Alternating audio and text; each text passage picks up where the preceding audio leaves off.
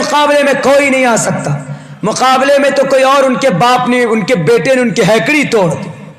جب دیکھا آگ ختم ہوئی تو برلاٹ آرام سے نکل کر آ گیا, بیٹھا ہوا آرام سے, بیٹی جل کر راکھ ہو گئی.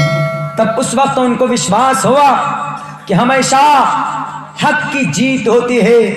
کتنوں کوشش کر لو حق کو بدنام کرنے کی, کتنوں کوشش کر لو مارنے کی, الزام لگانے کی, میڈیا والوں لاکھوں کوشش کر لو آپ اس دیش کے مسلمانوں کو بدنام کرنے کی, لاکھوں آپ نیوز چلا لو کہ عبداللہ لوگوں کو بہکا رہا ہے, جلسوں کے منچوں سے لوگوں کو ورغلا رہا ہے. آپ کوشش کر لو, کبھی بھی اسلام کے اندر اور مسلمانوں کی اچھائی کو تم مٹا نہیں سکتے. مسلمان یا اسلام دھرم کا پھیلاؤ اپنی سچائی کی وجہ سے ہوا. اگر اسلام تلوار کے آدھار پر پھیلا ہے, بتاؤ دنیا کے ظالم لوگوں, جب وہ یہودی بچہ پہنچا تھا اپنے چچا کے پاس, چچا نے کہا کہ بیٹے میرے پاس کچھ نہیں, حالانکہ اس کے پاس دولت تھی, اس کے پاس کپڑے تھے, کپڑے دے سکتا تھا اپنی بھائی کی بیوی کو سر ڈھانکنے کے لیے, لیکن چونکہ غریب کے اوپر لٹانا یہ صرف اسلام کہتا ہے, یتیموں کے سر پر ہاتھ رکھنا یہ صرف اسلام کے دامن سے پیغام ملتا ہے, اور بھوکوں کو کھانا کھلانا یہ صرف سکھایا ہے تو صحابہ کرام نے سکھایا. اس سے پہلے نہیں ہوتا تھا یہ, بلکہ یتیموں کے دولت کو لوٹ لیتے تھے, غریبوں کی مال کو ہڑپ لیتے تھے. اور جس کے بارے میں ممانعت کی گئی ویدوں کے اندر بھی کی سا وا سمیدام سرویتی کام جگتیام جگتہ, کہ یہ لوگوں ایشور جو کن کن میں موجود ہے ان سے ڈرو, اور غریبوں کے مال پر ناجائز قبضہ مت کرو, کسی کی دولت اور دھن کی آکانکشا مت کرو, امید اور لالچ مت کرو. آج اتر پردیش کے سرکار صاحب آپ نے کہا کہ جو پروٹیسٹ میں شامل ہوئے ہیں ہم ان کی دولت کو ضبط کر لیں گے. کون سے قانون کے آدھار پر, کون سے سمویدھان کے آدھار پر؟ الہ آباد ہائی کورٹ نے جب آپ سے پوچھا کہ آپ نے ان کا نام کیوں چوراہے پر لگایا, تو آپ کی پینٹ گیلی ہو گئی. کیوں؟ کیونکہ آپ غیر قانونی کام کرنے جا رہے تھے. آپ نے پروٹیسٹر جو اس دیش کی سمویدھان کو بچانے کے لیے سڑکوں پر نکلے تھے, آپ نے ان کے نام لکھنؤ کے چوراہے پر لگا دیا, اور آپ نے کہا کہ اگر یہ اتنے لاکھ روپے نہیں دیں گے, اتنے لاکھ روپے نہیں دیں گے تو ان کے گھر کی پراپرٹی کو ضبط کر لیں گے. یہ ضبط کرو گے, کیا جواب دو گے پرماتما کو؟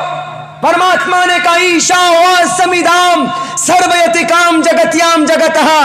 آپ تو گرو ہیں, آپ تو یوگی ہیں, آپ تو گرنتھوں کو جانتے ہیں, تو کیا مطلب ہے اس منتر کا ایسا وا سمیدام سرویتی کام جگتام جگتہ؟ کہ لوگوں ایشور سے ڈرو اور کسی بھی آدمی کی دولت کی لالچ مت کرو, اپنی محنت سے کماؤ, اپنی بازوؤں سے کی محنت سے کماؤ, اپنے پسینے کو بہا کر کماؤ. غریب لوگ ہیں وہ لوگ بڑی محنت مزدوری کر کے اپنی پراپرٹی کھڑی کی, اور تم آئے گنڈا گردی کرنے پر نام چھاپ دیا. جرم کیا ہے ان کا؟ CAA کے خلاف میدان میں. CAA خود غیر قانونی طور پر یہ بل آرٹیکل 15 کا وائلیشن ہے, prohibition of discrimination on grounds of religion.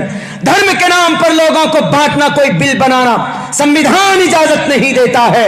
تو کیوں بنایا آپ کے لوگوں نے, آپ کے اقتدار پر بیٹھنے والے لوگوں نے؟ کرسی آپ کی ہے تو صحیح استعمال کیجیے, لوگوں کی بھلائی کے لیے کیجیے. آپ نے کئی سو لوگوں کے نام چھاپ دیے, ان لوگوں کی پراپرٹی ضبط کر لی جائے گی. انہوں نے صرف پروٹیسٹ کیا تو ان کی آپ پراپرٹی ضبط کر لیں گے. دلی کے اندر جو پروٹیسٹ کرنے والے پر گولیاں چلائی, ان کا کیا کرو گے؟ ان کو جیل میں نہیں ڈالو گے؟ ان کو جیل میں ڈالو. دلی کے اندر جو 9 مہینے کی معصوم بچیوں کو آگ لگا کر جلا دیا, اس کو جیل میں نہیں ڈالو گے؟ جو لوگ صرف سڑکوں پر بولتے ہیں تو آپ ان کو جیل میں ڈال دیں. نہیں چلے گی یہ گنڈا گردی زیادہ دن تک اس دیش کے اندر. کیوں؟ سمویدھان ہے اس دیش کی, تم سے جو بڑی طاقت ہے, آپ سے بھی زیادہ پاورفل ہندوستان کا سمویدھان. کوئی سرکار संविधान سے بڑھ کر نہیں. संविधान اس دیش کی آن بان شان ہے. آپ संविधान کو بدلنے کے لیے چلے ہیں, قیامت کی صبح تک آپ کامیاب نہیں ہو سکتے. اور پھر شک کی نگاہ ٹوپی والوں پر کہ ان کے باپ داداؤں نے اسلام کو زبردستی پرچار کیا. اسلام کو زبردستی پرچار نہیں کیا گیا. اسلام کا وہ بچہ جب پہنچا اپنے چچا کے پاس, چچا نے کہا نہیں دوں گا. جب ماں کے پاس آیا تو ماں نے کہا کہ بیٹے ملا تم کو کچھ؟ میرے بھائی یہ پتا ہے. بچے نے کیا کہا کہ اماں میں نے اپنے نظروں کے سامنے دیکھا ہے, بہت سارے کپڑے تھے وہاں پر, ایک اٹھا کر دے سکتا تھا, وہ ہمارا بھی حق ہمارے ابا کا, لیکن نہیں دیا. انہوں نے صاف لفظوں میں منع کر دیا. انہوں نے کہا کہ بیٹے یہ کھڑوس لوگ ہیں, یہ کنجوس لوگ ہیں, یہ کنجوس لوگ ہیں, یہ نہیں دیں گے, کیونکہ ان کے گرنتھوں کے اندر یہ بات ہے ہی نہیں کہ غریبوں کو دو, رحم و کرم کرو. یہ چیز ہمارے گرنتھ میں نہیں. انہوں نے کہا تو پھر امی کہاں سے لائیں ہم تمہارے لیے کپڑے؟ تو اس ماں نے کیا کہا؟ اس ماں نے کہا کہ بیٹا جاؤ, ایک آدمی ہے جس کے دربار میں تمہاری یہ ضرورت پوری ہو سکتی ہے. لیکن بیٹے, ان کی ماں کو تھوڑی سی غلط انفارمیشن ملی تھی. ماں نے کہا کہ بیٹے جاؤ گے چادر تو مل جائے گی, لیکن وہ آدمی جو چادر ہے جو کہیں سے بھی لا کر تم کو دے گا, لیکن تمہارا دھرم بدل دے گا, وہ تمہارا دھرم پریورتن کر دے گا. یہ غلط انفارمیشن اس کے ماں کے دل میں تھی, لیکن اتنا یقین تھا کہ وہ آدمی چادر تم کو ضرور دے دے گا. بچے نے کہا کہ اماں آپ گھبرائیں نا, right now I am a Judaism and after some time and after returning انشاءاللہ, وہ اپنی زبان میں انشاءاللہ بولا کہ and that time I will be also on my religion, میں چادر بھی لے کے آؤں گا اور اپنے دھرم کے مطابق بھی میں آؤں گا, میں یہ بات مجھ پر چھوڑ دو. وہ بچہ گیا مدینے میں, محمد الرسول اللہ کے بارے میں پوچھا کہ محمد ابن عبداللہ کہاں, محمد الرسول اللہ کہاں. محمد ایسے ہی بیٹھے تھے مجمع میں, صحابہ کا مجمع تھا, محمد بیچ میں بیٹھے ہوئے تھے. آپ نے پوچھا کہ بیٹے بولو کیا بات؟ انہوں نے کہا کہ میں بولوں گا, لیکن there is a small condition, میری ایک شرط ہے کہ آپ میرے دھرم کو نہیں بدلیں گے, تب میں آپ کو اپنی بات بتاؤں گا. تو محمد نے کہا کہ بیٹے میں نے تجھ سے پوچھا تو نہیں کہ تیرا دھرم کیا ہے, میں نے یہ پوچھا کہ تم کیوں آئے ہو, what's your purpose to coming here and what's your intention, تمہاری نیت کیا ہے, بولو تو صحیح, میں پوری کروں گا. میں تیرے دھرم کے بارے میں نہیں پوچھوں گا تمہارا دھرم کیا ہے, تم ہندو ہو کہ سکھ ہو کہ جین ہو کہ بودھ ہو کہ کرسچن ہو کہ جوڈائزم ہو, کون ہو, میں نہیں معلوم. انہوں نے کہا اچھا بہت اچھی بات. انہوں نے کہا کہ محمد رسول اللہ, آپ محمد ہیں, اللہ کے رسول ہیں, آپ انصاف کرتے. میری ماں کو سر ڈھانکنے کے لیے کپڑا نہیں, غریب ہیں ہم لوگ, میرے ابا مر گئے, ہماری دولت کے اوپر ناجائز قبضہ کر لیا میرے چچا نے, انکل نے, آپ سے امید لگائے ہوئے ہیں. تو محمد رسول اللہ نے کہا کوئی بات نہیں, فکر مت کرو. محمد رسول اللہ نے کیا کیا, آپ جو اپنا پرسنل چادر جو اوڑے ہوئے تھے آپ نے اس کو اتارا اور طے کر کے اس بچے کے ہاتھ میں دیا, کہا کہ جاؤ اپنی امی کو دے.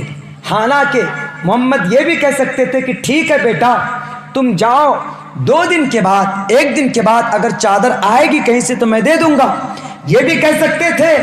لیکن قربان جاؤ اسلام کو بدنام کرنے والے لوٹیرو, اسلام کے اوپر الیگیشنز لگانے سے پہلے ان اتہاس کو پڑھ کر دیکھ لیتے تو تمہاری زبان کے اندر حرکت کرنے کی طاقت نہیں ہوتی, الزام لگانے کی جرات تم نہیں کرتے. محمد ابن عبداللہ نے کہا, محمد رسول اللہ نے کہا کہ بیٹے لو اپنی ماں کی ضرورت کو پوری کرو, اگر اس سے ضرورت پوری نہ ہو تو تب پھر آنا, پھر میں تمہاری مدد کروں گا. دھرم کی کوئی بات نہیں تھی. وہ لڑکا دل کی کیفیت اس کی تبھی بدل گئی. آیا تو گیا تھا ایک جوڈائزم بن کر, لیکن جب چادر ملی, چادر لے کر جب واپس ہوا, اس کا دل مکمل طور پر مسلمان ہو چکا تھا. کیوں؟ نبی نے حالانکہ کلمہ نہیں پڑھایا تھا, نبی نے اسلام کی اچھائی نہیں بتائی تھی, لیکن ایک دریا دلی یہ تھی، اس کی ماں کی ضرورت کو پوری کی بنا دھرم پوچھے ہوئے، تو وہ بچہ دل سے مسلمان بن کر اپنے امی کے پاس آیا روتا ہوا۔ ماں نے کہا کہ بیٹے تم رو کیوں رہے؟ پٹائی ہو گئی کیا؟ تمہارا تو دھرم بدل دیا ہوگا زبردستی پکڑ کر دھکڑ کر فورس کر کے۔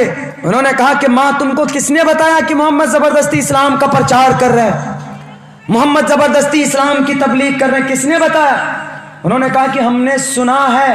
انہوں نے کہا کہ ماں تم نے غلط سنا ہے، تم جھوٹی ہو، تمہاری خبر جھوٹی۔ انہوں نے کہا کیوں؟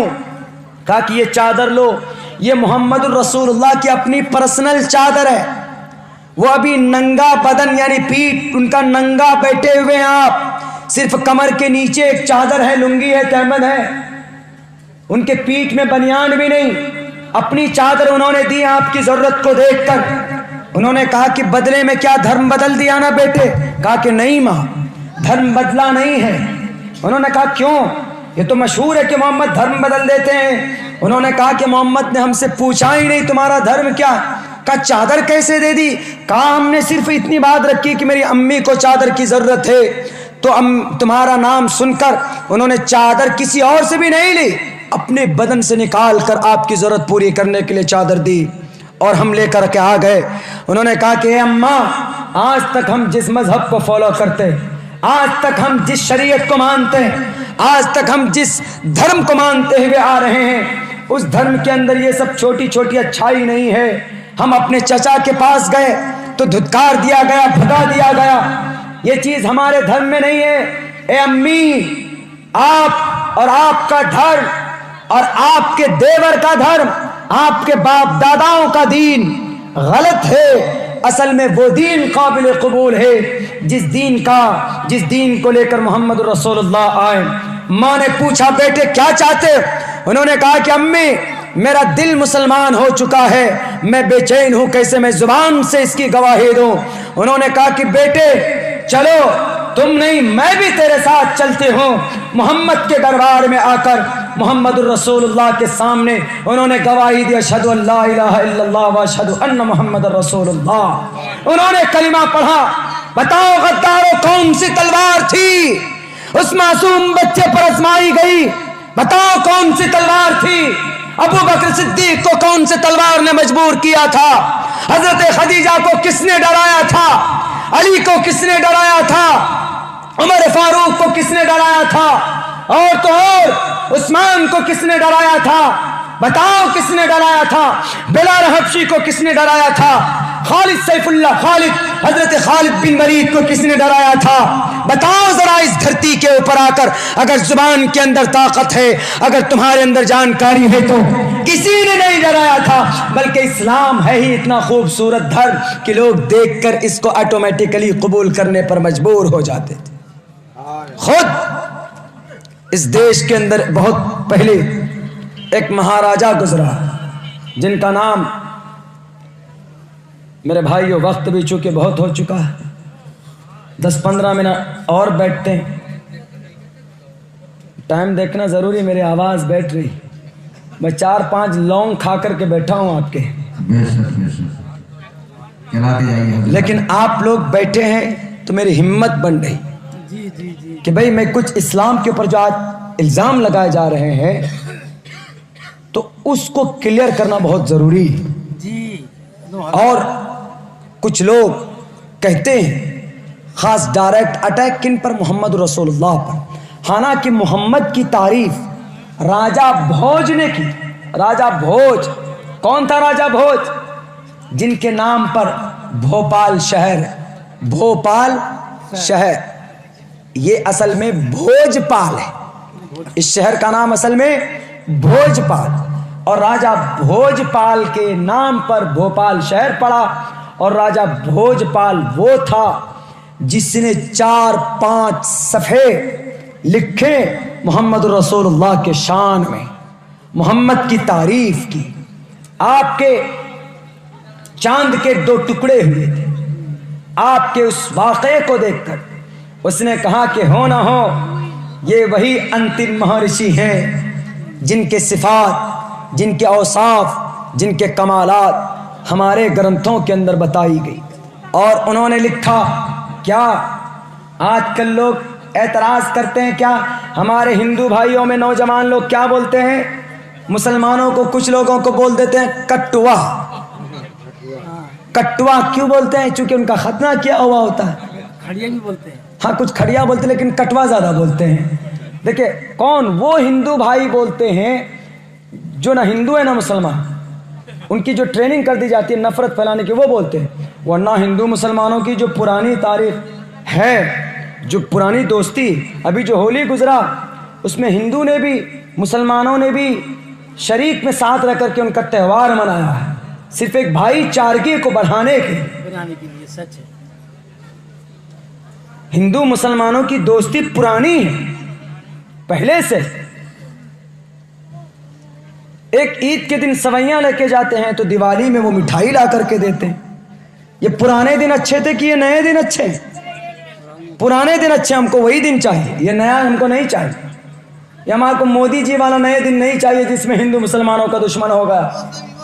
ٹرین میں جائیے تو وہاں ہندو مسلمان، ایئرپورٹ پہ جائیے تو وہاں ہندو مسلمان، مارکیٹ میں جائیے تو وہاں ہندو مسلمان، دلی میں جائیے تو ہندو مسلمان. ارے یہ ایک ماں باپ کی اولاد ہے، حضرت آدم کے بیٹے ہیں یہ ہندو مسلمان. بانٹنے کا کام کیا اس دیش کے اندر لوگوں کو. خیر اس ٹاپک میں نہیں جانا چاہتا میں، لیکن کچھ لوگ بولتے ہیں کیا؟ کٹوا. پتہ کٹوا بولتے ہیں ختنہ. کٹوا ختنہ کرنا داؤد، یہ سنت ابراہیمی ہم لوگ اس لیے کرتے ہیں میڈیکل سائنٹیفک اعتبار سے ختنہ کرنے سے بڑی بیماری سے دور ہوتے. چونکہ پیشاب کا جو راستہ ہوتا ہے اس میں آگے کے حصے میں جو کھال جمع ہوتا ہے، اگر آپ پیشاب کرتے ہیں یا ہم بستری کرتے ہیں تو ناپاکی کا پانی کا کچھ حصہ باقی رہتا ہے، اور میڈیکل سائنٹیفک اعتبار سے اس چیز سے آپ کو بڑی بیماری ہو سکتی. تو اسی لیے حضرت ابراہیم نے یہ طریقہ ایجاد کیا اور اس کو سنت ابراہیمی کہا جاتا ہے. اس کھال کو کاٹ دیا جاتا ہے تاکہ آپ کو کوئی بڑی بیماری نہ ہو. اسلام کا کوئی بھی حکم مصلحت سے خالی نہیں ہوتا، ہر حکم کے اندر کوئی نہ کوئی مصلحت ہوتی. جو لوگ بولتے ہیں کہ یہ کٹوا ہے تو کٹوا پتا کون؟ انتم مہرشی بھی کٹوا ہے. کیسے انتم مہرشی کٹوا؟ لنک چدی شکاہنا شمشرودھاری سدوشکا. لنک چدی شکاہنا، لنک چدھی، لنک شرمگاہ، چدھی مطلب شراح، کٹا ہوا. انتم مہرشی ہوں گے تو وہ کٹوا ہوں گے، مطلب ان کا ختنہ کیا ہوا ہوگا، اور محمد کا بھی ختنہ کیا ہوا تھا. یہ راجہ بھوج کے اشلوک پڑھ رہا.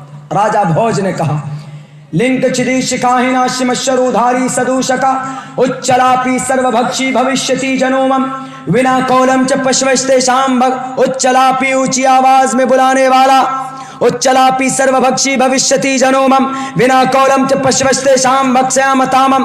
میں اسلام کو قرآن سے نہیں، اسلام کو منتروں سے ثابت کر کے دکھاؤں گا کہ اسلام دنیا کا سب سے بہترین مذہب. کیوں؟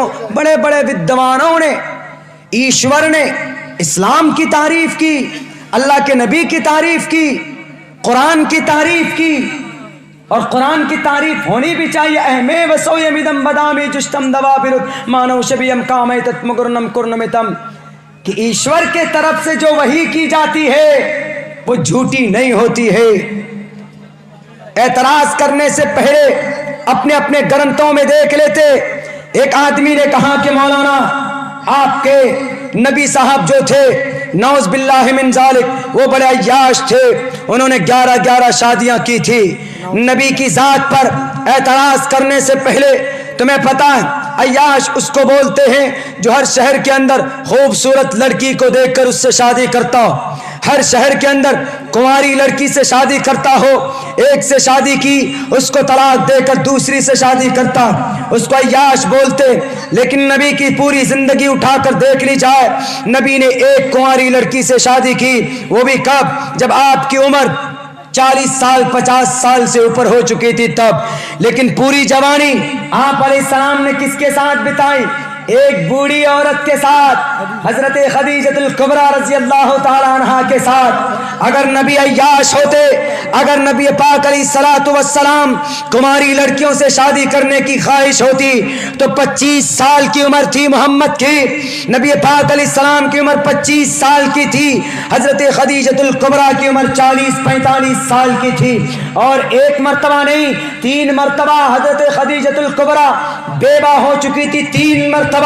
ہے کوئی دنیا کے اندر کوئی مائے کا لال ایسا نوجوان جو اپنی جوانی ہوتے ہوئے، اپنی پوری فل جوانی کے اندر اپنی جوانی کو نچھاور کر کے قربان کر کے کسی بوڑھی عورت کے ساتھ 40-50 سال کی عورت کے ساتھ نکاح کرنے کے لیے تیار ہونے کے لیے؟ ہے کوئی مائے کا لال؟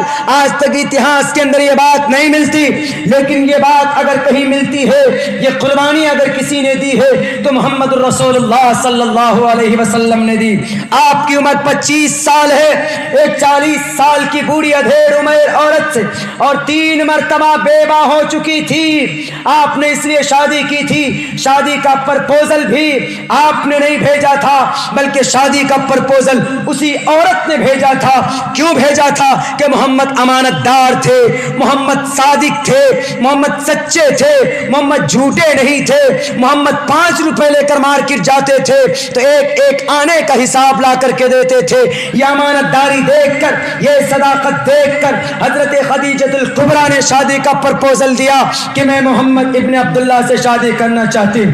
آپ کے چچا خواجہ ابو طالب نے نکاح پڑھوایا، اور حضرت خدیجۃ الکبریٰ سے نکاح کرنے کے بعد آپ نے پوری جوانی بتا دی ایک بیوہ عورت کے ساتھ، اور آپ نے ان کے بعد جب شادی کی کئی عورتوں سے، 11 عورتوں سے آپ نے شادی کی ہے، بیک وقت 9 عورتیں آپ کے پاس تھی۔ تو پتا ہے دنیا کے ظالم نبی کے اوپر اعتراض کرنے والے ان پڑھ لوگوں، پتا ہے کون تھی وہ 9 عورتیں؟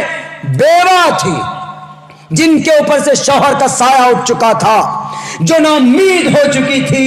محمد نے صرف سایہ ڈالنے کے لیے، دست شفقت رکھنے کے لیے، ان کا سپورٹ کرنے کے لیے ان سے شادی کی تھی، اور آپ نے شادی کرنے کے بعد چھوڑا نہیں تھا، بلکہ ایک نمبر باندھ دی تھی۔ ہر دن عصر کے بعد ڈیلی ایک نہ ایک بیوی کے پاس جاتے تھے اور ان کی خبر گیری کرتے تھے، ان کے ساتھ بیٹھ کر ان کا کھانا بناتے تھے، ان کے ساتھ بیٹھ کر آٹا گوندتے تھے۔ ہر کسی بیوی کے ساتھ بیٹھ کر آپ علیہ السلام رومانٹک موڈ میں مذاق کیا کرتے تھے۔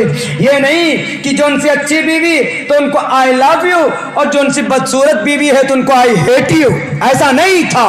محمد نے دونوں، سب کو، ساری بیویوں کو برابر کے حقوق دیے۔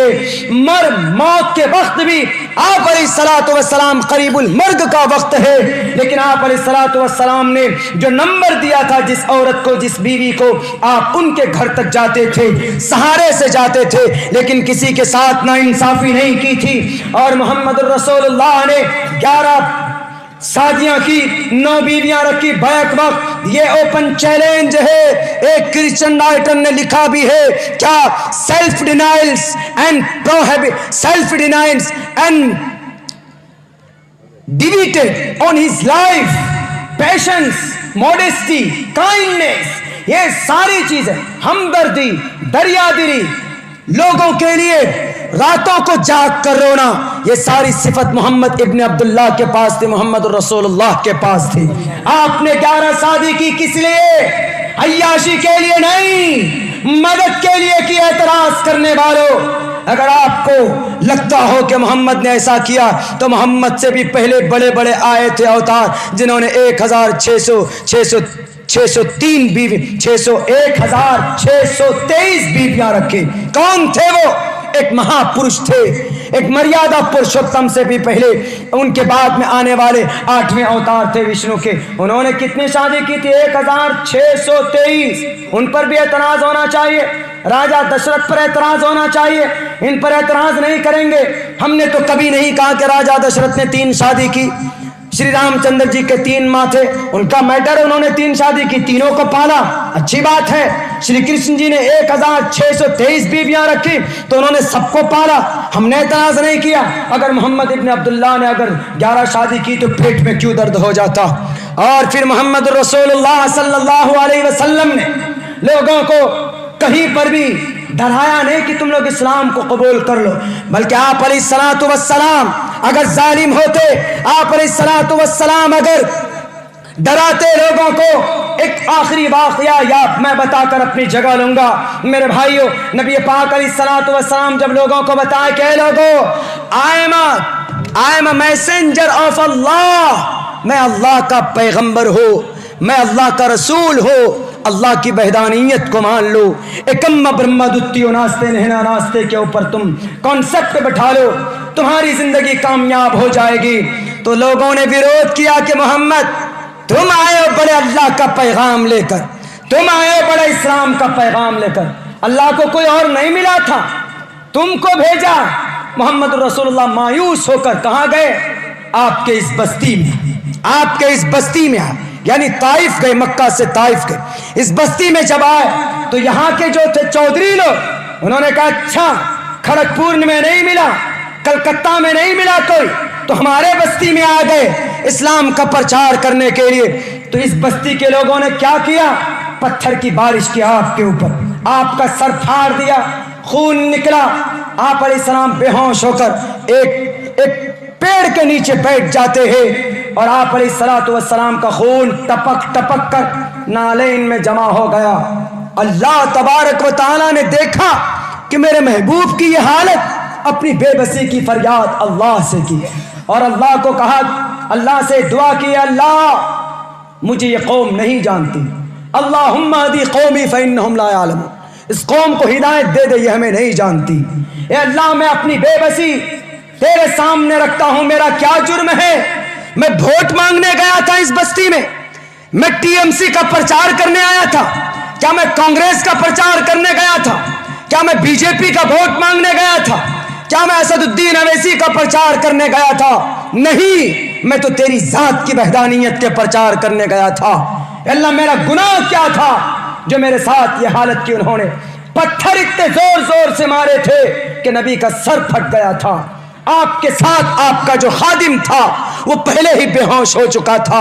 आप अलैहिस्सलातु वस्सलाम एक दरख्त के नीचे बैठ जाते और आप अपनी बेबसी की फरियाद अपने रब से करते, अपने परमात्मा से करते। हजरत जिब्राइल को अल्लाह ने कहा कि जाओ जिब्राइल, देर मत करो, इस गांव वालों को पीस दो जाकर, मेरे महबूब की यह हालत की है। दुनिया के लोगों इस्लाम पर एतराज करने से पहले जब जिब्राइल ने आकर कहा कि मोहम्मद आप इशारा तो कर दो, इस गांव वालों को दोनों पहाड़ों के बीच में, ताइफ वालों को दोनों पहाड़ों के बीच में मिलाकर पीस देंगे, जैसे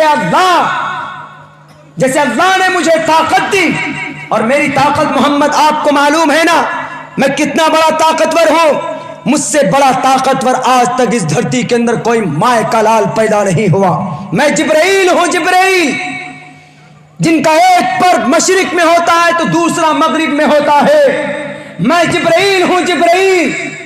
जब कौम लूत ने नाफरमानी की थी तो जमीन के अंदर हाथ देकर 7 आसमान पर ले जाकर पटक दिया था, नामो निशान मिटा दिया था मैंने। मैं वो जिब्राइल हूं। ए नबी, आप इशारा तो करो, ताइफ वालों को चुटकियों के अंदर पीस कर रख दिया जाए।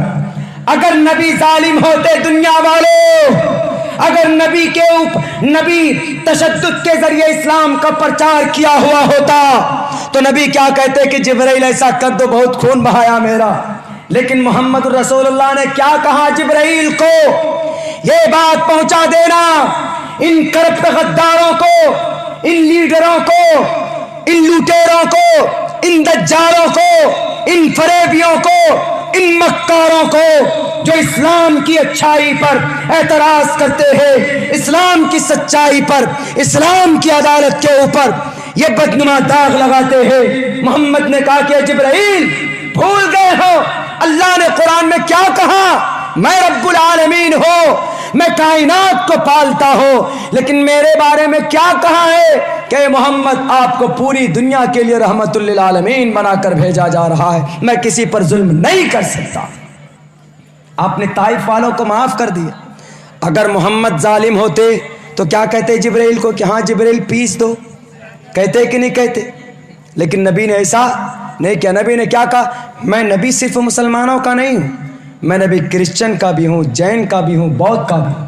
یہی وجہ ہے کہ محمد الرسول اللہ کی نبوت کا تذکرہ کرسچن میں بھی، کرسچن بائبل اٹھائیے، بائبل کے اندر محمد کا نام فارقلیت ہے، فارقلیت یہ پہلے زمانے کے اندر جو بائبل تھا اس زبان کے اندر فارقلیت محمد کو بولتے ہیں۔ آپ بدھسٹ دھرم کو لے لیجئے، بدھسٹ دھرم کے اندر محمد رسول اللہ کی نبوت کا ذکر ہے۔ کیا؟ میں ترا پالی زبان کا ورڈ، میں ترا کو اگر آپ عربی میں ٹرانسلیٹ کریں گے تو اس کا نام آئے گا محمد۔ اور نراشن سسوشتے سرشتم سہسترانویتم چکورم اروشمی شدامہے اسو گناہ پروشم دیپینتی ویداہمیت وید احمد ویداہمیت پروش۔ محمد کا تذکرہ، آپ کی نبوت کا تذکرہ۔ آپ ایسے نبی تھے جن کو ہر دھرم کے لیے نبی اور گرو بنا کر بھیجا گیا۔ اس لیے محمد رسول اللہ نے خود کہا جگت پتی اسینا سے دودھ من مٹیشوری گننوتا، میں اس دھرتی کا پتی ہوں۔ پتی کا مطلب محافظ۔ بیوی کے شوہر کو پتی اس لیے بولتے ہیں چونکہ وہ اپنی بیوی کا محافظ ہوتا ہے۔ کروڑ پتی، کسی کے پاس کروڑ روپے اس کو پتی بولتے، کیوں؟ کیونکہ یہ کروڑ روپے کا محافظ۔ اس لیے محمد کے بارے میں کہا جگت پتی۔ میرے بھائیوں، اسلام کی اچھائی اور سچائی ہر دھرم کے اندر ہے، ہر گرنتھ کے اندر موجود ہے۔ بس ضرورت اس بات کی ہے کہ ہمیں اس اچھائی کو اخلاق کے ذریعے سے، اپنے کردار کے ذریعے سے، اپنی اتحاد کے ذریعے سے اور اپنے اللہ کی مدد کے ذریعے سے ہمیں اس کو پھیلانا ہے۔ جلدی بلا لیجیے، میری آواز جواب دے رہی، میری آواز مطلب باہر سے کہیں سے آ رہے ہیں؟ یہیں پہنچ گئے، مطلب بستی ڈوب گئے، بستی ڈوب گئے۔ کھانا کھانے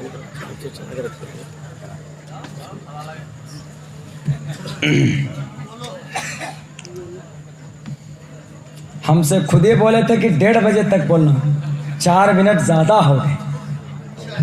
چلیے خیر، دعا کرتے ہیں کہ قاری صاحب جلدی آ جائیں۔ بھائی اتنی بات تو سچی ہے کہ ہم جس مذہب سے بلونگ کرتے ہیں اس مذہب سے بیٹر کوئی دھرم نہیں۔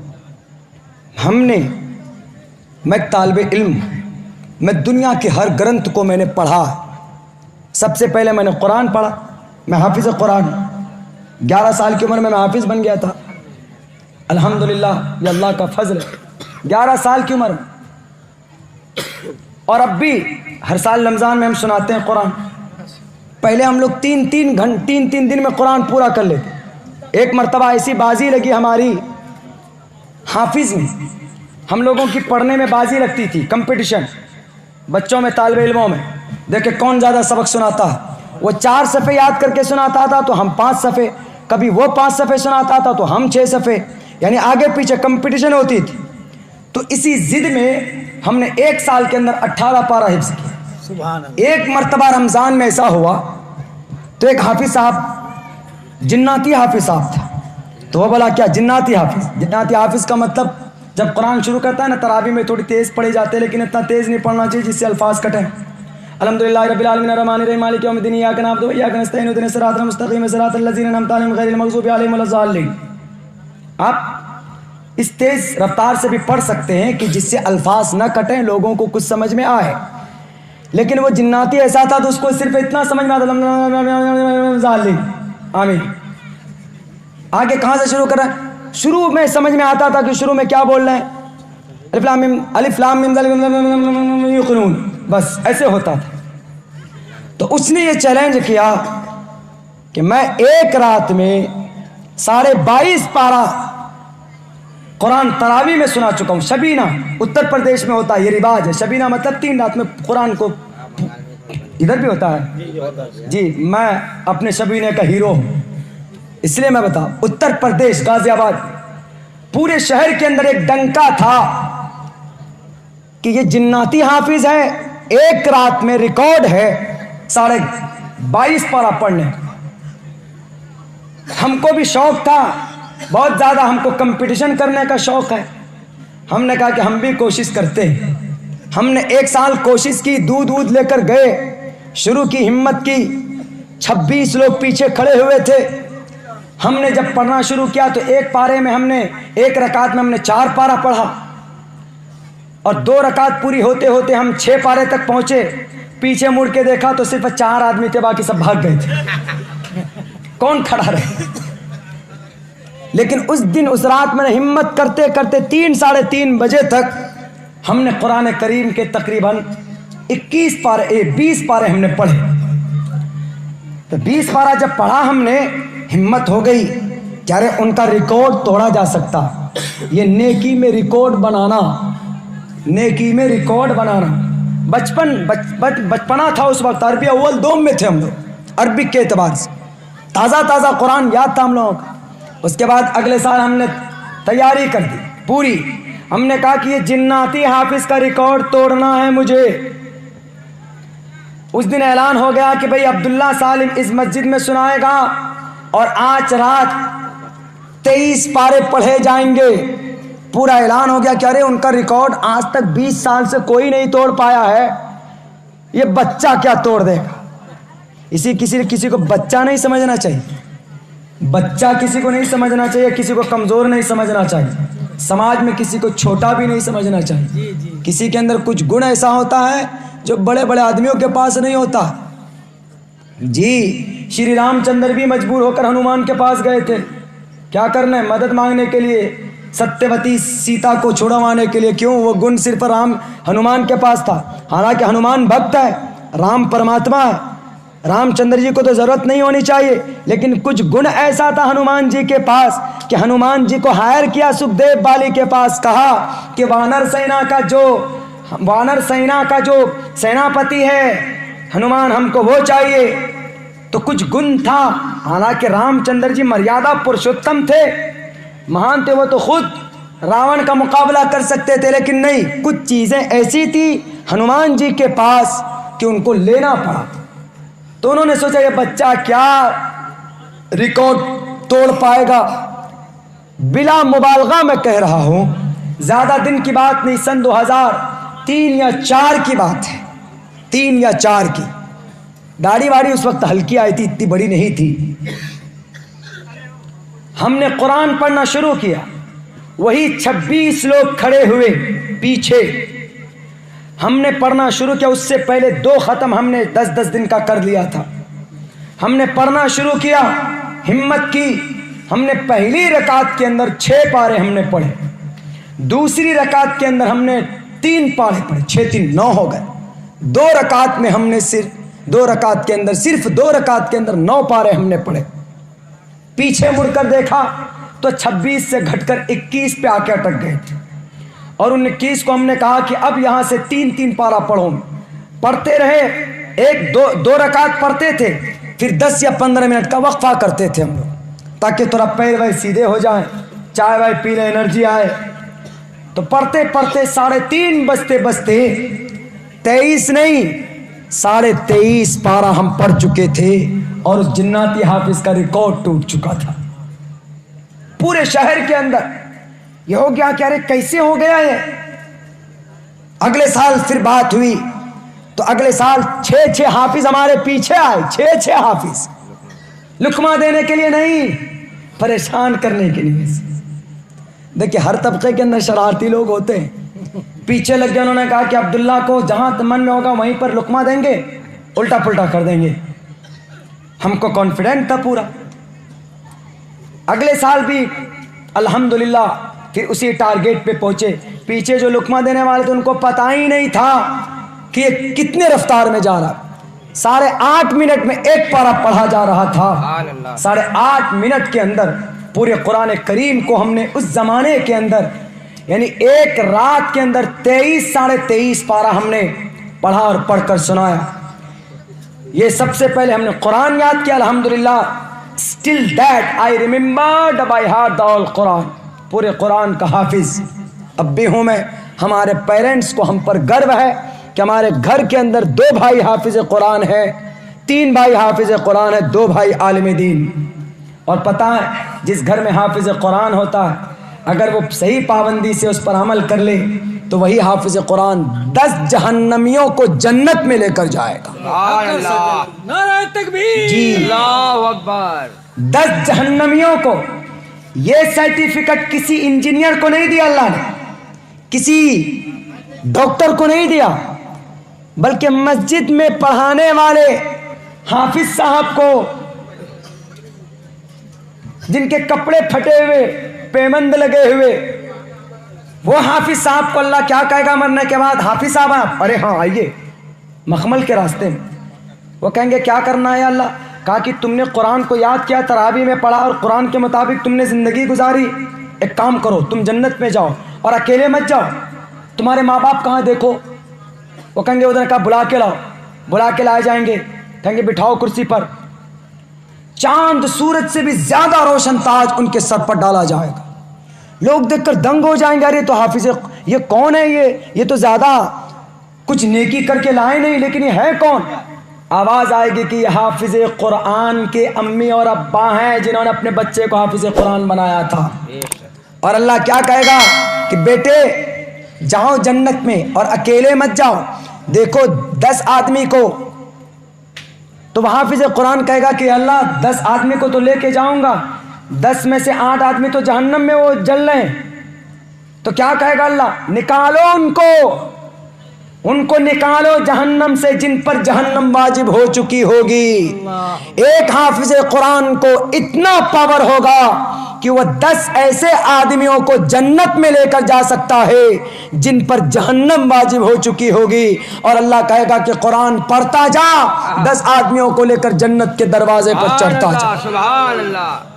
وہ قرآن ہمارے سینے میں اور آپ کے بچوں کے بھی سینے میں ہو سکتا, اور دنیا کی واحد کتاب ہے جس کو زبانی یاد کی جا سکتی ہے, ورنہ کوئی اور گرنتھ کوئی یاد نہیں کر سکتا. موہن بھاگوت جی سے ایک مرتبہ جب میری ملاقات ہوئی تھی تو ہم ایسے قرآن پڑھ رہے تھے ہوائی جہاز میں, ہم قرآن کی تلاوت کر رہے تھے. تو بھاگوت جی کو بڑا تعجب ہوا کہ یہ کیا پڑھ رہے ہیں, تبھی سے میں کر رہے ہیں, یہ اپنی زبان ان کی چل رہی آہستہ آہستہ, یہ بنا دیکھے کیا پڑھ رہے ہیں. زیادہ سے زیادہ آدمی کتنا پڑھے گا, لیکن ہم تقریباً 2-2.5 گھنٹے کا سفر تھا, دلی سے گوا کا تراویح سنانے جا رہے تھے. تو ہم کو تو کئی سارے پارے پڑھنا تھا. قرآن تو زبانی جس کو یاد ہو تو کئی سارے پڑھ سکتا. آج بھی ہم لوگ سفر میں کہیں جاتے ہیں تو چلو بھائی قرآن کی تلاوت کرو, شروع کر دیتے.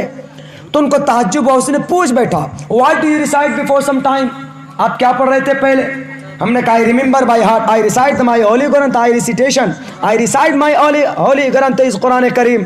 میں اپنا قرآن پڑھا تھا. تو ان کو آشچर्य ہوا, do you remember by heart آل, آپ کو پورا یاد ہے؟ ہم نے کہا یا I remember by heart all. I can tell you in front of from the beginning to the end. میں شروع سے آخر تک قرآن کو آپ کو سنا سکتا ہوں. بولا is it possible? ہم نے کہا yes it is possible, it is a God gifted, it's a miracle, it is related only Quran. یہ صرف قرآن کے ساتھ خاص ہے کہ قرآن کریم کو 3 مہینے کے اندر 37 دن میں بھی ایک بچے نے ممبئی کے اندر قرآن کو یاد کر لیا زبانی. 37 دن, صرف 37 دن. گیتا, یجروید, بائبل, اتھروید, تالمود, آدی گرنتھ, میں نے ان کتابوں کو بھی پڑھا. بہت سارے فرق ہیں, تبدیلیاں. ایک منتر اگر ہم کو یاد کرنا ہوتا تو ہم کو ہفتوں لگ جاتے ہیں. انگلش کا سینٹنس بائبل کا ایگزیکٹ یاد کرنا ہوتا تو ٹائم لگ جاتا ہے. لیکن قرآن ہے, آپ زیادہ نہیں, صرف 2 دن رٹا ماریے, پورا قرآن کا لائن آپ کو یاد ہو جائے. یہ قرآن کی فضیلت ہے, قرآن کا معجزہ ہے. بڑی آسانی سے بچے اور ہم اور آپ یاد کر سکتے ہیں. تو میرے بھائیوں, میں آپ کو پریکٹیکلی بتا رہا ہوں, دنیا کے اندر, پوری دنیا کے اندر صرف قرآن ایک ایسی کتاب زبانی یاد کی جا سکتی, اور میں نے ہر دھرم کی کتابیں از اول تاخیر میں نے پڑھی، شروع سے اخیر تک۔ میں نے تحقیقی طور پر یہ بات پیش کی کہ اسلام سے بیٹر اور قرآن سے بہترین دنیا کی کوئی گرنتھ نہیں ہے۔ کیوں؟ کیونکہ ہر کتابوں کے اندر کوئی نہ کوئی تبدیلی ہے، ہر مذہب کے اندر کوئی نہ کوئی فالٹ ہے، لیکن اسلام کے اندر کوئی فالٹ نہیں ہے۔ وہ الگ بات ہے کہ ہم ماننے والے اپنے غلط کرتوت کی وجہ سے، اپنے گناہوں کی وجہ سے بدنامی آ جاتی ہے، لیکن شریعت کے اندر تبدیلی نہیں ہوتی۔ کرسچن دھرم ہے، اگر کوئی ایسا معاملہ ان کے سامنے آ جائے ان کے دھرم میں جو ان کے گرنتھ میں نہ ہو، تو ان کے بابا لوگ بیٹھ کر کے اپنے سے وہ قانون بنا کر اس کے اندر ڈال دیتے، ایڈ کر دیتے، وہ قانون الگ سے۔ لیکن اسلام کے اندر اگر کوئی مسئلہ سامنے آ گیا تو سارے مفتیان کرام بیٹھیں گے، جسٹس آف مسلم بیٹھیں گے، قرآن و حدیث سے اس کا حل نکالیں گے۔ الگ سے قرآن و حدیث کے اندر کوئی مسئلہ ڈال نہیں سکتے۔ کیوں؟ کیونکہ قرآن کو جس انداز میں اللہ نے نازل کیا تھا اسی انداز میں ہے، اس کے اندر کوئی تبدیلی نہیں کر سکتا۔ ملک شام کا ایک صدر بشار الاسد نام تھا، اس نے کچھ دنوں پہلے قل هو اللہ کے اندر تبدیلی کی کوشش کی۔ پورے قرآن میں جہاں جہاں پر اللہ کا نام تھا وہاں پر انہوں نے اپنا نام جوڑا، انہوں نے لکھا قل ہو، اللہ کے جگہ کیا لکھا؟ قل ہو بشار الاسد، اور اللہ احد کے جگہ بشار الاحد اور بشار الصمد، یعنی اپنا نام جوڑ دیا اس نے۔ لیکن کیا ہوا؟ کچھ بھی نہیں ہوا، قرآن بدل گیا۔ قرآن آج بھی ایسی دنیا کی ہر کتاب کی محافظ انسانوں کے حوالے کر دی حفاظت کی ذمہ داری، لیکن قرآن ایک ایسی کتاب ہے جس کی حفاظت کی ذمہ داری اللہ نے خود سے لی، خود سے۔ اسی لیے قرآن کو مٹانے والوں خود مٹ جاؤ گے، قرآن نہیں مٹ سکتا۔ کبھی سپنے میں بھی مت سوچنا کہ ہم قرآن کے ایک زبر کو بدلنے کی کوشش کریں گے۔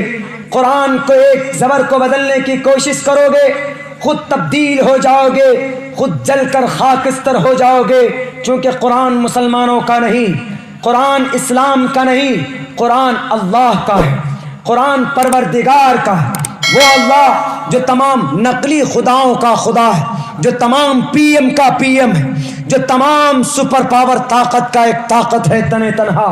اگر وہ کہہ دے کن تو تمام دنیا کے اندر جو چاہے وہ کروا سکتا۔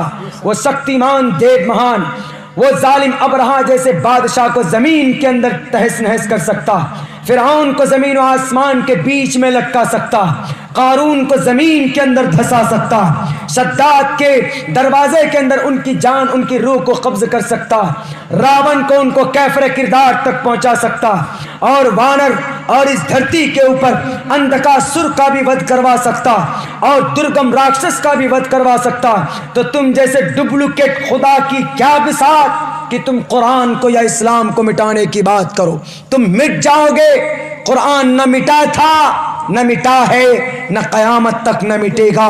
اسلام نہ بدنام ہوا تھا، نہ اسلام مٹا تھا، نہ مٹا ہے، نہ قیامت تک کوئی مائے کلال اس کو مٹا سکتا۔